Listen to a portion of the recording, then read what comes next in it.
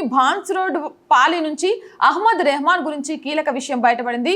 ఉగ్రవాద సంస్థ ఐసిస్ అయోధ్య రామ మందిరంపై దాడి చేసేందుకు అబ్దుల్ని సిద్ధం చేశారు. ఉగ్రవాద సంస్థ ఐసిస్ ప్రాంతీయ శాఖ అయిన ఇస్లామిక్ స్టేట్ ఖురాసాన్ ప్రావిన్స్ ఈ దాడికి కుట్ర పన్నిందని అధికార వర్గాలు పేర్కొన్నాయి. అయోధ్యలో మసీదు స్థానంలో ఆలయం నిర్మిస్తున్నారని నూరిపోసి అబ్దుల్ రెహమాన్తో పాటు పలువురు బ్రెయిన్ వాష్ చేసి ఆలయంపై దాడి చేసేందుకు పన్నాగం పన్నారు.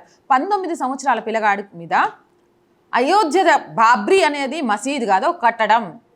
రామాలయాన్ని ధ్వంసం చేయాలని ఒక రాక్షసుడి ఆలోచనలకు అది ప్రతీకాష్ట.